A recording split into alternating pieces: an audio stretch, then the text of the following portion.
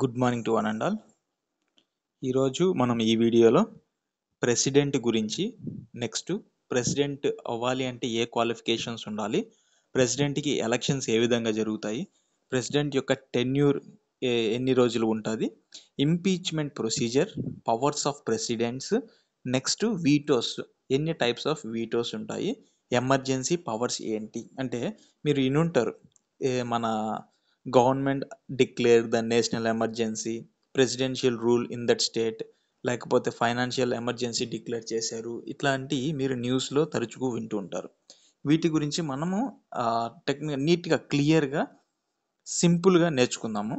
ముందుగా మనకి యూనియన్ గురించి కొన్ని ఆర్టికల్స్ చెప్తుంది. అంటే ఆర్టికల్ 52 నుంచి ఆర్టికల్ 151 వరకు ఈ ఆర్టికల్స్ మొత్తం మనకి యూనియన్ గురించి చెప్తుంది. యూనియన్లోనే మన ప్రెసిడెంట్ వస్తారు. ఈ యూనియన్ అనేది మనకి పార్ట్ 5లో వస్తుంది. ఆర్టికల్ 15 నుంచి ఆర్టికల్ 151 వరకు యూనియన్ గవర్నమెంట్ గురించి మనకి చెప్పడం జరుగుతుంది. నెక్స్ట్ ద ప్రెసిడెంట్ అంటే ఎవరంటే executive head of the state and the first citizen of India. President అంటే ఎవరు, మెయిన్ బాగా గుర్తుపెట్టుకోవాలి.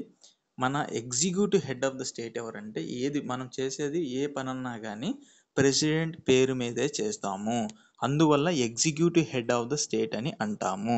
నెక్స్ట్ మన ఇండియా యొక్క ఫస్ట్ సిటిజన్, మన కంట్రీ యొక్క ఫస్ట్ సిటిజన్ ఎవరు అన్నా కూడా మనకి ప్రెసిడెంట్ గారే వస్తారు. ఓకేనా. Next 42nd amendment of the constitution has made it obligatory on the part of the president to accept the advice of the council of ministers. 44th amendment act amended the word obligatory and added that president can send the advice for the reconsideration. So 42nd amendment మనకి ఏం చెప్పింది అంటే obligatory, president ఏదన్నా ఒక council of ministers ఒక advise ఇచ్చినప్పుడు అది accept చేయాలి అన్నట్టుగా ఉండేది. కానీ తర్వాత ఏం చేశారంటే ఆబ్లిగేటరీ అన్నది 42nd అమెండ్మెంట్లో దాన్ని తీసేశారు. దాని తర్వాత ఏం చేశారు అంటే ప్రెసిడెంట్ ఆ కన్సిడరేషన్ చేయట్లేదు అని అడ్వైజ్ని అతను మళ్ళీ రీసెంట్ చేసే ఇది ఉంటుంది. సో దాన్ని కొంచెం డెప్త్గా వెళ్ళినప్పుడు మీకు కొంచెం క్లియర్గా అమెండ్మెంట్స్ చెప్పేటప్పుడు మీరు క్లియర్గా 42nd అమెండ్మెంట్ ఏంటి, 44th అమెండ్మెంట్ ఏంటి అన్నది చూద్దాము. ముందు ఇప్పుడు మనం ప్రెసిడెంట్ గురించి క్లియర్గా చూద్దాం. ప్రెసిడెంట్కి క్వాలిఫికేషన్స్ ఏంటి? మనకి ఏదన్నా కానీ మన గవర్నమెంట్ ఎంప్లాయ్ అన్నా కానీ, లేదంటే ఒక ఐఏఎస్ ఐపీఎస్, లేదంటే మన ప్రైమ్ మినిస్టర్ కానీ, ఎమ్మెల్యే కానీ, ఎంపీ కానీ, వీళ్ళు ఎవరన్నా కానీ మెయిన్గా ఉండాల్సింది ఏంటంటే ఆ సిటిజన్ యొక్క ఆ కంట్రీ యొక్క సిటిజన్ అయి ఉండాలి. ఇది మస్ట్ అండ్ షుడ్గా ఉండే క్వాలిఫికేషన్. సో ఇప్పుడు మనం చూస్తే ఈ ప్రెసిడెంట్కి ఉండాల్సిన మొదటి క్వాలిఫికేషన్ ఏంటి అంటే, ఇప్పుడు మనం ప్రెసిడెంట్కి సంబంధించిన క్వాలిఫికేషన్స్ చూద్దాము. సిటిజన్ ఆఫ్ ఇండియా, అతను ముందుగా కంట్రీ యొక్క సిటిజన్ అయి ఉండాలి. ఇప్పుడు అమెరికా యొక్క సిటిజన్ మన కంట్రీ యొక్క ప్రెసిడెంట్ అవుతాడంటే నో, నాట్ పర్మిటెడ్, అది నాట్ క్వాలిఫికేషన్ ఉండదు. ఇంకొకటి లేకపోతే వేరే కంట్రీ యొక్క పర్సన్ మన కంట్రీలో ప్రెసిడెంట్షిప్ ఎలక్షన్లో పార్టిసిపేట్ చేయొచ్చు అంటే చేయకూడదు. ఎవరు చేయాలి అంటే ఖచ్చితంగా అతను మన ఇండియాకి సంబంధించిన పర్సన్, ఇండియాలో సిటిజన్షిప్ ఉన్న పర్సనే ఉండాలి. నెక్స్ట్ ఏ ఏజ్ వాళ్ళన్నా చేయొచ్చా, నాకు 18 years ఉంది నేను ప్రెసిడెంట్గా పార్టిసిపేట్ చేస్తానంటే లేదు. ఏజ్ లిమిట్ కూడా ఏంది అంటే ఖచ్చితంగా అతనికి 35 years కంప్లీట్ అయిన పర్సన్ ఉండాలి. 35 years ఏజ్ ఉన్న పర్సన్, సిటిజన్ ఆఫ్ ఇండియా ఉన్న పర్సన్ మన ప్రెసిడెంట్కి క్వాలిఫికేషన్గా ఎలిజిబిలిటీ ఉంటుంది. నెక్స్ట్ అతనికి మెంబర్ ఆఫ్ ద లోక్సభకు ఉండాల్సిన ఏదైతే ఎలిజిబిలిటీస్ ఉంటాయో ఆ ఎలిజిబిలిటీస్ కూడా కలిగి ఉండాలి. ఇంకొకటి he must not hold any office of profit, అంటే డబ్బులు సంపాదించే వృత్తిలో అతను ఉండకూడదు. అదర్ గవర్నమెంట్ ఆఫీసెస్, గవర్నమెంట్ నుంచి డబ్బులు అంటే శాలరీ తీసుకునే వర్క్లో అతను ఉండకూడదు. అంటే జాబ్ చేస్తూ ఉండకూడదు, అదర్ ఆఫీసెస్లో జాబ్ చేస్తూ ఉండకూడదు. ఓకేనా. ఈ 3 మెయిన్ గుర్తుపెట్టుకోండి. మన ఇండియన్ సిటిజన్ అయి ఉండాలి, నెక్స్ట్ 35 years కంప్లీట్ అయి ఉండాలి, లోక్సభ మెంబర్స్కి ఉండాల్సిన ఎలిజిబిలిటీస్ ఉండాలి, అతను ఎటువంటి జాబ్ చేస్తూ ఉండకూడదు. Other job at that time, దాని ముందు చేసి ఉండొచ్చు, ప్రాబ్లం లేదు, ప్రెసిడెంట్షిప్గా చేస్తున్నప్పుడు అతను ఏదన్నా ఇప్పుడు గవర్నమెంట్ జాబ్ చేస్తున్న ఒక పర్సన్ అయితే దాన్ని రిజైన్ చేసి అతను ప్రెసిడెంట్గా అతను పార్టిసిపేట్ చేయాలి. ఓకేనా. నెక్స్ట్ ఈ ఎలక్షన్ ఎలా జరుగుతుంది, ప్రెసిడెంట్ యొక్క ఎలక్షన్. మనకు మామూలుగా లోకల్గా సర్పంచ్ మన సర్పంచ్ ఎలక్షన్స్ చూస్తుంటాము, లోక్సభ ఎలక్షన్స్ చూస్తుంటాము. ఓకేనా. అదేవిధంగా ప్రెసిడెంట్ ఎలక్షన్స్ ఎలా చేస్తాం. మీరు ఎప్పుడన్నా ప్రెసిడెంట్కి మీరు ఓట్ వేసారంటే మీరు వేయరు. ఎందుకంటే ప్రెసిడెంట్కి సంబంధించిన elections indirect elections. Direct elections అంటే మీరు మీ ఎంపీకి లేకపోతే మీ ఎమ్మెల్యేకి లేకపోతే మీ పంచాయతీకి సంబంధించిన ఎలక్షన్స్లో మీ పంచాయతీ అతనికి అంటే ప్రెసిడెంట్ ఆఫ్ ద పంచాయతీకి మీరు ఎలక్షన్స్లో డైరెక్ట్గా ఓటు వేసి వెన్నుకుంటారు. కానీ ఇక్కడ ప్రెసిడెంట్కి సంబంధించిన ఎలక్షన్స్లో మటుకు ఇండైరెక్ట్ ఎలక్షన్స్, ఎలక్టోరల్ కాలేజ్ ద్వారా ఇండైరెక్ట్ ఎలక్షన్ జరుగుతుంది. ఈ ఎలక్టోరల్ కాలేజ్ అంటే ఏంటి, ఎవరెవరు ఉంటారు అన్నది ఒకసారి చూద్దాం. ఎలక్టోరల్ కాలేజీలో elected members of both the houses. మనకి పార్లమెంటులో 2 హౌసెస్ ఉంటాయి. అప్పర్ హౌస్, లోవర్ హౌస్ అంటారు. రాజ్యసభ మరియు లోక్సభ అని అంటారు. రాజ్యసభని అప్పర్ హౌస్ అంటారు, లోక్సభని లోవర్ హౌస్ అని అంటారు. ఓకేనా. ఈ 2 హౌసెస్లో ఉండే మెంబర్స్ ఎలక్టెడ్ మెంబర్స్ అంతేగాని ఎలక్టెడ్ మెంబర్స్ కాకుండా ప్రెసిడెంట్ కొంతమంది నామినేట్ చేస్తారు, వాళ్ళు కాదు. ఓన్లీ ప్రజల చేత ఎన్నుకోబడిన ఎలక్టెడ్ పర్సన్స్ ఎవరైతే పార్లమెంటులో ఉండే 2 సభల్లో లోక్సభ మరియు రాజ్యసభలో ఉండే పర్సన్స్ మరియు elected members of the legislative assemblies of the state. ఆ ప్రతి స్టేట్లో లెజిస్లేటివ్ అసెంబ్లీస్లో ఎలక్ట్ అయిన members. Next elected members of the legislative assemblies of the union territories of Delhi and Puducherry. Union territories అయిన ఢిల్లీ, పుదుచ్చేరి మరియు అదర్ స్టేట్స్లో అసెంబ్లీకి ఎన్నుకోబడిన మెంబర్సు మరియు లోక్సభ, రాజ్యసభలో ఎన్నుకోబడిన మెంబర్సు ఈ ఎలక్టోరల్ కాలేజీలో ఉంటారు. వీళ్ళు ప్రెసిడెంట్కి ఓటు వేయటం జరుగుతుంది. సో ఈ ప్రాసెస్ని మనం ఏమంటామంటే ఇండైరెక్ట్ ఎలక్షన్ అంటారు. ఇండైరెక్ట్ ఎలక్షన్స్ అంటే మనం డైరెక్ట్గా ఆ క్యాండిడేట్కి మనం ఓటు వేయము, మనం ఎన్నుకున్న పర్సన్ ఓటు వేస్తాడు మన తరపున, దాన్ని ఇండైరెక్ట్ ఎలక్షన్ అంటారు. ప్రెసిడెంట్ ఎలక్షన్ అనేది ఇండైరెక్ట్ ఎలక్షన్. ఓకేనా. ఇది చాలా నేను చెప్పే ప్రతి పాయింట్ మీకు ఎగ్జామ్లో ఒక బిట్ అవుతుంది. సో నేర్చుకునేది చాలా క్షుణ్ణంగా, కన్ఫ్యూజన్ లేకుండా క్లారిటీగా నేర్చుకోండి. Next, member of the legislative కౌన్సిల్కి have no right to vote in the presidential elections. President ఎలక్షన్స్లో మనకి మెంబర్ ఆఫ్ లెజిస్లేటివ్ అసెంబ్లీ ఉంటుంది, లెజిస్లేటివ్ కౌన్సిల్ ఉంటుంది. ఎమ్మెల్సీ అంటారు కదండి, ఎమ్మెల్యే వేరు, ఎమ్మెల్సీ వేరు. ఈ ఎమ్మెల్సీ అనేది ఏంటంటే మనకి లెజిస్లేటివ్ కౌన్సిల్ యొక్క member of the legislative council. వీళ్ళు మనం ఎన్నుకోం. సో ఎవరైతే ఎలక్టెడ్ మెంబర్సే మనం ప్రెసిడెంట్కి ఎలక్షన్స్లో పార్టిసిపేట్ చేస్తారు. మనం ఎన్నుకోలేని పర్సన్స్ ఎమ్మెల్సీ అంటారు. వాళ్ళకి ఎటువంటి ప్రెసిడెన్షియల్ ఎలక్షన్స్లో ఓటు వేసే హక్కు అనేది ఉండదు. ఇది చాలా ఇంపార్టెంట్ బిట్, ఇది గుర్తుపెట్టుకోండి. Supreme court decides all dispute regarding the presidential election. అంటే ఇప్పుడు ఒక ప్రెసిడెన్షియల్ ఎలక్షన్స్లో ఒక డిస్ప్యూట్ వచ్చింది, ఒక గొడవ జరిగింది, లేకపోతే ఏదన్నా కానీ ఆ ప్రెసిడెంట్ ఎలక్షన్కి సంబంధించిన ఏ డిస్ప్యూట్ వచ్చినా కూడా దాన్ని సాల్వ్ చేసేది ఎవరు, ఆ డిస్ప్యూట్ని ఎవరు డిసైడ్ చేస్తారు అంటే సుప్రీంకోర్ట్ ఏం చేస్తుందంటే ప్రెసిడెంట్స్ ఎలక్షన్స్లో ఏ డిస్ప్యూట్ వచ్చినా కూడా సుప్రీంకోర్ట్ దాన్ని చూసుకుంటుంది. నెక్స్ట్, ఇప్పుడు వరకు మనం చెప్పుకుంది ఏంటంటే ప్రెసిడెంట్ అంటే executive head of the state, first citizen of the India. Next, ప్రెసిడెంట్కి క్వాలిఫికేషన్స్ ఏ ఉండాలి అంటే ఇండియన్ సిటిజన్ అయి ఉండాలి, 35 years కంప్లీట్ అయిన పర్సన్ అయి ఉండాలి. నెక్స్ట్, లోక్సభ మెంబర్కి ఎలిజిబిలిటీస్ ఉండాల్సిన పర్సన్ అయి ఉండాలి. ఎటువంటి ప్రాఫిట్ వచ్చే ఆఫీసులో అతను జాబ్ చేస్తూ ఉండకూడదు. నెక్స్ట్, అతనికి ఎలక్షన్ ఏ విధంగా జరుగుతుంది అంటే ఇండైరెక్ట్ ఎలక్షన్ జరుగుతుంది. ఒక ఎలక్టోరల్ కాలేజ్ ఉంటుంది, ఆ ఎలక్టోరల్ కాలేజీలో ఉన్న మెంబర్స్ ఓటు వేయటం జరుగుతుంది. ఎలక్టోరల్ కాలేజీలో ఉన్న వాళ్ళు ఎవరు ఉంటారు అంటే లోక్సభ మెంబర్సు, రాజ్యసభ మెంబర్సు మరియు ప్రతి స్టేటు, యూనియన్ టెరిటరీ అయిన ఢిల్లీ, నెక్స్ట్ పుదుచ్చేరికి సంబంధించిన ఎలక్టెడ్ ఎమ్మెల్యేస్ అక్కడ ఓటు వేయటం జరుగుతుంది. నెక్స్ట్ ఎమ్మెల్సీకి ఓటు వేసే హక్కు ఉండదు. ఎటువంటి డిస్ప్యూట్స్ ఏదన్నా వస్తే సుప్రీంకోర్టు చూసుకుంటుంది. ఇప్పుడు మనం టెన్యూర్ చూద్దాం. ప్రెసిడెంట్ ఎన్ని సంవత్సరాలు ఉంటాడు అంటే ఒకే ప్రెసిడెంట్ ఒక 10 ఇయర్స్ ఉండొచ్చా, 20 ఇయర్స్ ఉండొచ్చా, లేకపోతే 1 ఇయర్ ఉండాలా, 2 ఇయర్స్ ఉండాలా అన్నది ఇప్పుడు చూద్దాం. ప్రెసిడెంట్ టెన్యూర్ ఎంత ఉంటుంది అంటే 5 సంవత్సరాలు ఉంటుంది. Their term is 5 years, though there is no upper limit on the number of the times a person can become the president.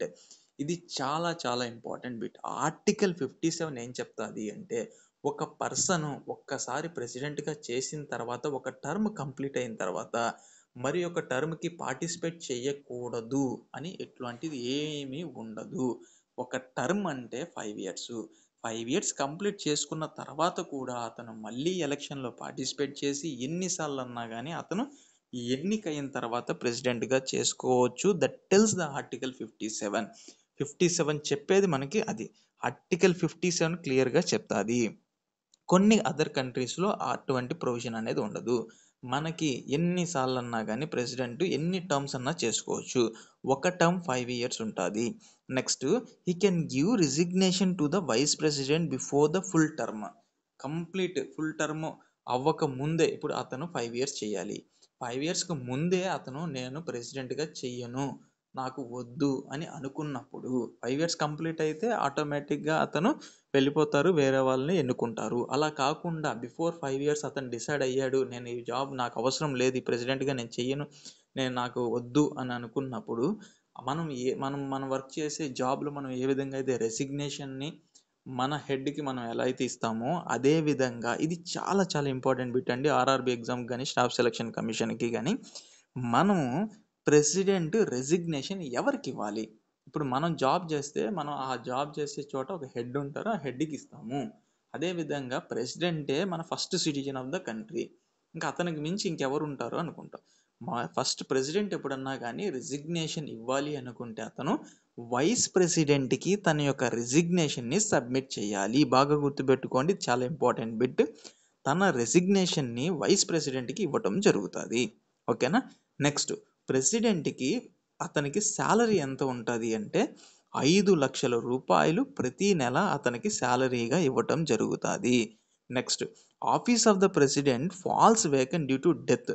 ఒకవేళ ఏదన్నా కానీ ప్రెసిడెంట్ పోస్ట్ అతను చనిపోయినప్పుడు వేకెంట్ అయినా లేదంటే అతను రెసిగ్నేషన్ ఇచ్చినా కూడా ఆ పదవికి సంబంధించిన వర్క్ మొత్తం ఎవరు చేస్తారు అంటే వైస్ ప్రెసిడెంట్గా యాక్ట్ చేస్తారు. ఇప్పుడు ఉన్న ప్రెసిడెంట్ ఎవరన్నా కానీ ఎప్పుడైనా సరే రన్నింగ్లో ఉన్న ప్రెసిడెంట్ ఎక్స్పైర్ అయినా లేకపోతే రన్నింగ్లో ఉన్న ప్రెసిడెంట్ రెసిగ్నేషన్ ఇచ్చినా ఆ పోస్ట్ వేకెంట్ అవుతుంది. కాబట్టి ప్రెసిడెంట్ వ్యవహరించే పనులు వైస్ ప్రెసిడెంట్ వ్యవహరించటం జరుగుతుంది. ఇది చాలా ఇంపార్టెంట్ పాయింట్. నెక్స్ట్ ఇప్పుడు if he's not available, vice president availability లేడు, అటువంటి సందర్భంలో చీఫ్ జస్టిస్ ఆఫ్ ఇండియా ప్రెసిడెంట్గా యాక్ట్ చేయడం జరుగుతుంది.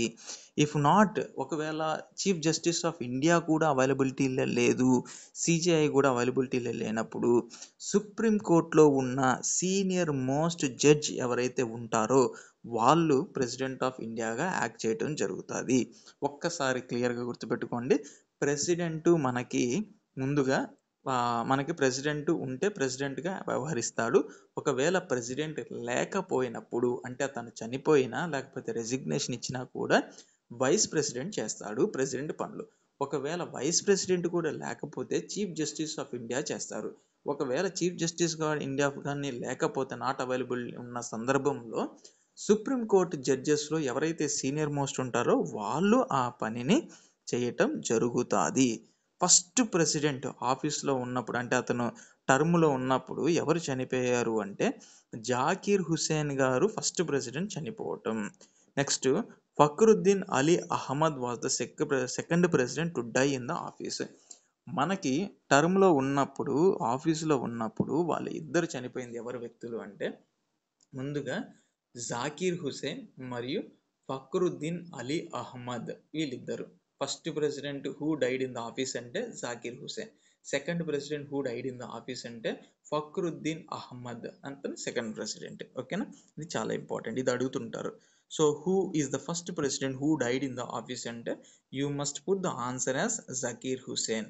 Who is the second president who died in the office అంటే ఫక్రుద్దీన్ అలీ. సో అతను చనిపోయినప్పుడు ఖచ్చితంగా ఆ పీరియడ్లో ఎవరైతే వైస్ ప్రెసిడెంట్గా ఉంటారో అతను ప్రెసిడెంట్గా యాక్ట్ చేయడం జరుగుతుంది. ఓకేనా. Next, justice M Hidayatullah was the first chief justice of India to be appointed as the president.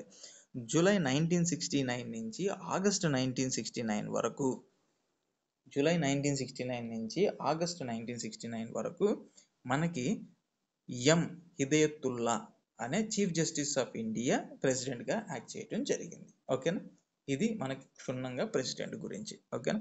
Next most important, impeachment procedure. Impeachment అంటే it is a quasi judiciary procedure. President can be impeached only on the grounds of violation of the constitution. ఎప్పుడన్నా సరే president కాన్స్టిట్యూషన్ని violate చేసినప్పుడే. ఇంపీచ్మెంట్ అంటే ఏం లేదండి, ప్రెసిడెంట్ని తీసివేయడము. తనకు తానుగా ఇచ్చేది రిజిగ్నేషన్. తన పర్ఫార్మెన్స్ నచ్చగా మిగతా వాళ్ళు తన్ని తీసేయడాన్ని కోరటాన్ని ఇంపీచ్మెంట్ అంటారు. ఇంపీచ్మెంట్ ప్రొసీజర్ ఆర్టికల్ 61 చెప్తుంది. అదే మనకి ఆర్టికల్ 61 ఇంపీచ్మెంట్ ప్రొసీజర్ చెప్తుంది. ఇది ఏం చేస్తుంది అంటే ఎప్పుడన్నా సరే కాన్స్టిట్యూషన్ని వైలేట్ చేసినప్పుడే ఇంపీచ్మెంట్ ప్రాసెస్ అనేది ఉంటుంది. Impeachment procedure can be initiated in either house of the parliament. ఈ ఇంపీచ్మెంట్ ప్రొసీజర్ని ఇనిషియేట్ చేయాలి అంటే ఏ హౌస్లో ఈ ఇంపీచ్మెంట్ ప్రొసీజర్ని ఇనిషియేట్ ఏ హౌస్లో అన్నా కూడా మనము చేయవచ్చు. అంటే పార్లమెంట్లో ఇనిషియేట్ చేయొచ్చు, లేదు అంటే రాజ్యసభలో కానీ లేదా లోక్సభలో కానీ ఈ ఇంపీచ్మెంట్ ప్రొసీజర్ అన్నది ఇనిషియేట్ చేయవచ్చు. ఇప్పుడు ప్రెసిడెంట్కి ఉన్న పవర్స్ ఏంటి, ప్రెసిడెంట్కి ఎన్ని పవర్స్ ఉంటాయి, ఏమేమి పవర్స్ ఉంటాయి ఒకసారి చూద్దాం. ప్రెసిడెంట్కి ఏం పవర్స్ ఉంటాయి? He is the formal head of the administration. మన అడ్మినిస్ట్రేషన్ మొత్తం ఎవరి పేరు మీద జరుగుతుంది అంటే ప్రెసిడెంట్ గారి పేరు మీద జరుగుతుంది. President shall have the power to appoint and remove the higher authorities like prime minister, other ministers of the union, judges, governors of the state, appoint the chief of armies, navy and air force. Main power, చాలా important power ఏంటి అంటే ఇతనే, మన ప్రెసిడెంటే కొన్ని higher అథారిటీస్లో ఉన్న వాళ్ళని appoint చేయటం జరుగుతుంది మరియు రిమూవ్ చేయటం కూడా జరుగుతుంది. ఎవరయ్యా వాళ్ళు హయ్యర్ అథారిటీస్లో ఉన్న వాళ్ళంటే ప్రైమ్ మినిస్టర్ని అపాయింట్ చేసేది ఎవరు అంటే మన ప్రెసిడెంట్ అపాయింట్ చేస్తారు. Other ministers of the union ఎవరు అపాయింట్ చేస్తారంటే ప్రైమ్ మినిస్టర్ సజెస్ట్ చేసిన పర్సన్ని, అదర్ యూనియన్ మినిస్ట్రీస్ ఎవరైతే ఉంటారో వాళ్ళని కూడా అపాయింట్ చేసేది ప్రెసిడెంటే, కానీ ప్రైమ్ మినిస్టర్ సలహా తీసుకొని అపాయింట్ చేస్తాడు. నెక్స్ట్, ప్రతి స్టేట్కి ఒక గవర్నర్ ఉంటారు. ఆ గవర్నర్ని ఎవరు అపాయింట్ చేస్తారు అంటే మళ్ళీ ప్రెసిడెంటే. ఆ గవర్నర్ని ఎవరు రిమూవ్ చేస్తారంటే మళ్ళీ ప్రెసిడెంటే. నెక్స్ట్ మనకి త్రివిధ దళాలు అంటారు, ఆర్మీ, నేవీ మరియు ఎయిర్ ఫోర్స్. దీంట్లో ఉండే ద చీఫ్ ఆఫ్ ఆర్మీని ఎవరు అపాయింట్ చేస్తారు అంటే ప్రెసిడెంట్ అపాయింట్ చేస్తారు. ద చీఫ్ ఆఫ్ నేవీకి సంబంధించిన వాళ్ళని ఎవరు అపాయింట్ చేస్తారంటే మళ్ళీ ప్రెసిడెంటే అపాయింట్ చేస్తారు. ద చీఫ్ ఆఫ్ ఎయిర్ ఫోర్స్ని ఎవరు అపాయింట్ చేస్తారంటే అప్పుడు కూడా మనకి ప్రెసిడెంట్ అపాయింట్ చేస్తాడు. వాళ్ళని రిమూవ్ చేసే అధికారం కూడా ప్రెసిడెంట్కి ఉంటుంది. దీనితో పాటుగా చాలా చాలా చాలా మోస్ట్ ఇంపార్టెంట్ ఏంటి అంటే రాజ్యసభలో 250 సీట్స్ ఉండే రాజ్యసభలో 12 మెంబర్స్ని ప్రెసిడెంట్ నామినేట్ చేయటం జరుగుతుంది. ఇంకొకటి చాలా ఇంపార్టెంట్, 12 మెంబర్స్ రాజ్యసభలో 12 మెంబర్స్. నెక్స్ట్ లోక్సభలో ఇద్దరు ఆంగ్లో ఇండియన్స్ కమిటీ నుంచి లోక్సభలో ఇద్దరిని పెడతారు. రాజ్యసభలో మటుకు 12 మెంబర్స్ని అతను నామినేట్ చేస్తాడు. 12 మెంబర్స్ని ఎవరిని నామినేట్ చేస్తారో వాళ్ళ రిలేటివ్స్నా వాళ్ళ ఫ్రెండ్స్నా కాదు, ఎవరైతే లిటరేచర్లో కానీ, ఆర్ట్లో కానీ, సైన్స్లో కానీ లేదా సోషల్ వర్క్లో కానీ వాళ్ళ ప్రతిభ చూపించిన వ్యక్తులని ప్రెసిడెంట్ ఏం చేస్తారంటే వీళ్ళ యొక్క సర్వీస్ మన కంట్రీకి అవసరం అని ఆ పర్సన్స్ని ప్రెసిడెంట్ నామినేట్ చేస్తారు. అంటే మనము ప్రజల చేత పడకపోయినా కూడా రాజ్యసభ మెంబర్ అవ్వవచ్చు. ఏ సందర్భంలో అయితే మన ప్రెసిడెంట్ గారు లిటరేచర్లో కానీ, ఆర్ట్లో కానీ, సైన్స్లో కానీ, సోషల్ వర్క్స్లో ఎవరైతే కంప్లీట్ ఎఫర్ట్ పెట్టి మన నేషన్కి ప్రైడ్గా ఉన్న పర్సన్స్ని మనకి ఆ 12 మెంబర్స్ని చూస్ చేసుకొని ప్రెసిడెంట్ వాళ్ళని నామినేట్ చేయటం జరుగుతుంది. ఇది రాజ్యసభలో. లోక్సభలో మటుకు ఆంగ్లో ఇండియన్ కమ్యూనిటీ నుంచి ఇద్దరు మెంబర్స్ని తీసుకొని నామినేట్ చేయటం జరుగుతుంది. కన్ఫ్యూజ్ అవ్వకండి, రాజ్యసభలో 12 మెంబర్స్ని, లోక్సభలో 2 మెంబర్స్ని. రాజ్యసభలో ఎవరైతే literature, art, science and social works ఉంటారో వాళ్ళ నుంచి తీసుకుంటారు. 2 మెంబర్స్ లోక్సభకు సంబంధించిన వాళ్ళు ఆంగ్లో ఇండియన్ కమ్యూనిటీ నుంచి తీసుకోవటం జరుగుతుంది. Next, parliament has passed amendment bills in December 2019 doing away with the provision of Anglo-Indians to the Lok Sabha and some state assemblies declares wars. So అది మీకు తర్వాత డెప్త్కి వెళ్ళినప్పుడు చూద్దాము. నెక్స్ట్ పాయింట్ చూడండి, ప్రెసిడెంట్కి ఉండే ఇంకొక మోస్ట్ ఇంపార్టెంట్ పవర్ ఏంటి అంటే he declares the war and conclude the peace. ఒక దేశానికి మరొక దేశానికి వార్ వచ్చినప్పుడు అఫీషియల్గా డిక్లేర్ చేసేది ప్రెసిడెంట్ గారు డిక్లేర్ చేస్తారు. పీస్ కూడా ప్రెసిడెంట్ గారే డిక్లేర్ చేస్తారు, subject to the approval of the parliament. దీనికి పార్లమెంట్ యొక్క అప్రూవల్ తీసుకొని వార్ని డిక్లేర్ చేయటము మరియు పీస్ని కంక్లూడ్ చేయటము కూడా ప్రెసిడెంట్కి ఉండే powers. Next, president has veto power. ఇది ప్రెసిడెంట్కి కొన్ని వీటో పవర్స్ ఉంటాయండి. ఆ వీటో పవర్స్ గురించి ఒకసారి క్షుణ్ణంగా చూద్దాము. ఎన్ని టైప్స్ ఆఫ్ వీటోస్ ఉంటాయి? Absolute veto, qualified veto, suspensive veto, pocket veto, ఇవన్నీ టైప్స్ ఆఫ్ వీటోస్ అండి. మనకి అబ్సల్యూట్ వీటో అంటే ఏంటి అంటే withholding the assent to the bill. ఒక బిల్లుకి అసెంట్ ఇచ్చిన తర్వాత దాన్ని విత్ హోల్డ్ చేయటము. విత్ హోల్డ్ చేయటాన్ని ఆ పవర్ ఏంటి అంటే ఆ వీటోని అబ్సల్యూట్ వీటో అంటారు. క్వాలిఫైడ్ వీటో అంటే ఏంటి అంటే overridden by the legislation with a higher majority. Suspensive veto ఏంటంటే overridden by the legislative with an ordinary majority దాన్ని సస్పెన్సివ్ వీటో అంటారు. పాకెట్ వీటో అంటే delay in giving asset to the bill. ఒక బిల్లుని asset ఇవ్వకుండా delay చేయడాన్ని pocket veto అని చెప్పడం జరుగుతుంది. అబ్సల్యూట్ వీటో అంటే ఒక బిల్లుకి అసెంట్ ఇవ్వకుండా విత్ హోల్డ్ చేయటం కొన్ని రోజులు, లేదా ఓవర్ రిడెన్ చేసినప్పుడు అంటే legislation with higher majority. Suspensive veto అంటే it can be overridden by the legislation with ordinary majority. So ఇది మీకు డెప్త్కి వెళ్ళేటప్పుడు ఒకసారి చూద్దాము. మీకు జస్ట్ ఆర్ఆర్బి గ్రూప్ డికి సంబంధించిన క్లాసెస్లో మీకు అది కంప్లీట్గా అంత డెప్త్ అవసరం లేదు. మీరు మెయిన్ పాయింట్స్ గుర్తుపెట్టుకోండి, దాన్ని కంప్లీట్గా రివిజన్ చేయడానికి ట్రై చేయండి. నెక్స్ట్ ఏంటి అంటే article 72, president has the power to grant the pardons. అంటే ఇతను క్షమాభిక్ష అంటారు కదండి, క్షమాభిక్ష పెట్టవచ్చు. Reprieves and remission of the punishment.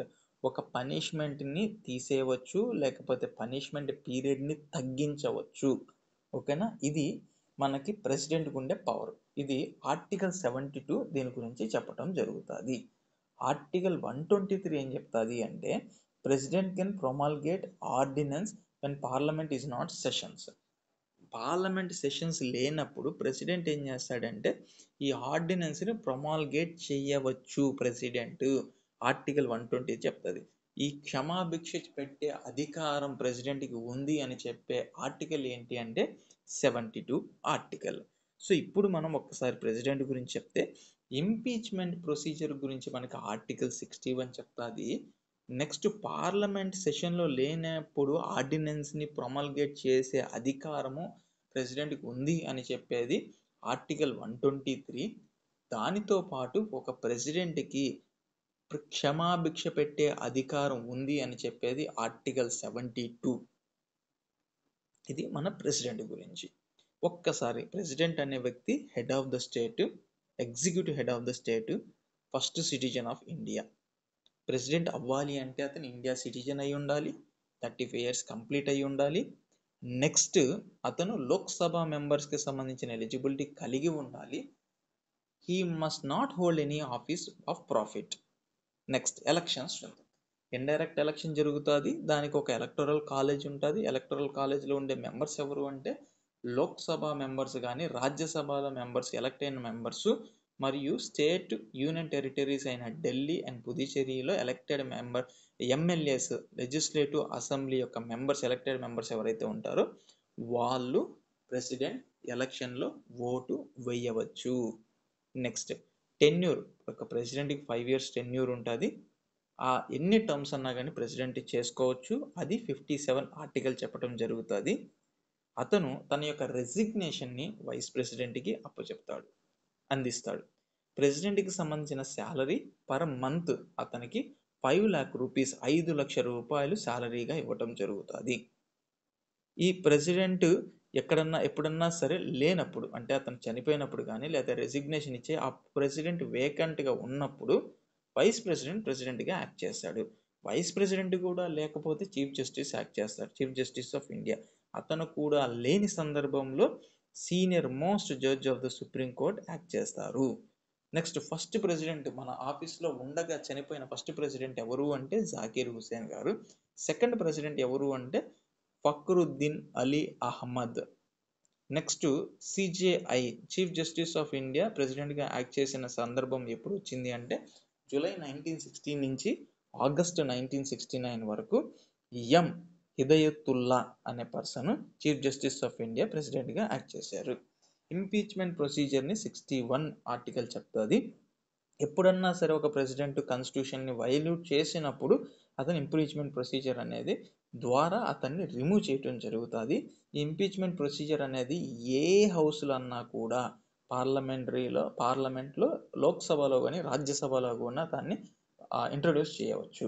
Powers of ప్రెసిడెంట్స్లో పవర్స్కి ఒక హయ్యర్ అఫీషియల్స్ని అపాయింట్ చేయడం, రిమూవ్ చేయడం, అంటే ప్రైమ్ మినిస్టర్ని కానీ లేదా యూనియన్ మినిస్టర్స్ని కానీ గవర్నర్స్ని కానీ జడ్జెస్ కానీ లేదంటే నేవీ చీఫ్ కానీ ఆర్మీ చీఫ్ కానీ లేకపోతే ఎయిర్ ఫోర్స్ యొక్క చీఫ్ కానీ అపాయింట్ చేయటము, రిమూవ్ చేయటం అధికారము ప్రెసిడెంట్కి ఉంటుంది. ప్రెసిడెంట్ రాజ్యసభలో 12 మెంబర్స్ని నామినేట్ చేయిస్తాడు. ఎవరైతే literature, art, science and social వర్క్స్లో ఎక్కువ ఎఫర్ట్స్ పెట్టుంటారో వాళ్ళని 12 మెంబర్స్ని నామినేట్ చేయడం జరుగుతుంది. లోక్సభలో 2 మెంబర్స్ని, 2 మెంబర్స్ని ఆంగ్లో ఇండియన్ కమ్యూనిటీకి సంబంధించిన 2 మెంబర్స్ని నామినేట్ చేయడం జరుగుతుంది. నెక్స్ట్ ప్రెసిడెంట్కి కొన్ని వీటో పవర్స్ ఉంటాయి. Absolute veto, qualified veto, suspensive veto and pocket veto అనే పవర్స్ ఉంటాయి. ప్రెసిడెంట్కి ఆర్టికల్ 72 ప్రకారము ప్రెసిడెంట్కి క్షమాభిక్ష పెట్టే అధికారం ఉంటుంది. ఒక పనిష్మెంట్ని తీసేయవచ్చు, ఒక పనిష్మెంట్ని తగ్గించవచ్చు. ఆర్టికల్ 123 ఏం చెప్తుంది అంటే పార్లమెంట్ సెషన్లో లేనప్పుడు president can promulgate the ordinance. Next emergencies మనకి 3 రకాల ఎమర్జెన్సీస్ ఉంటాయి. ఒకటి నేషనల్ ఎమర్జెన్సీ, 2 ప్రెసిడెంట్ రూల్ ఉంటారు. నెక్స్ట్ 3వది ఫైనాన్షియల్ ఎమర్జెన్సీ. ఫైనాన్షియల్ ఎమర్జెన్సీ గురించి చెప్పే article 360. Article 360 tells about the financial emergency.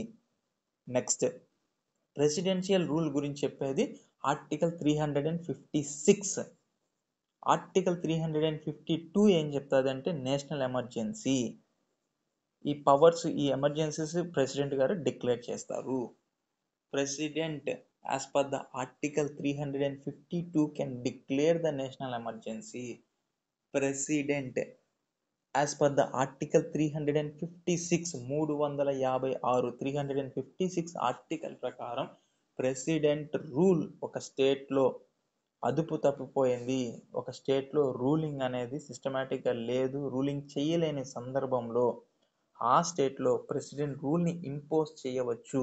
Article 356 ప్రకారం ప్రెసిడెంట్ రూల్ని అక్కడ ఆ స్టేట్లో ఇంపోజ్ చేస్తాము. ఫైనాన్షియల్ ఎమర్జెన్సీ 360 ప్రకారము డిక్లేర్ ద ఫైనాన్షియల్ ఎమర్జెన్సీస్. బాగా గుర్తుపెట్టుకోండి, article 352 to declare the national emergency, article 356 to impose the president rule in states, article 360 to declare the financial emergencies. Thank you.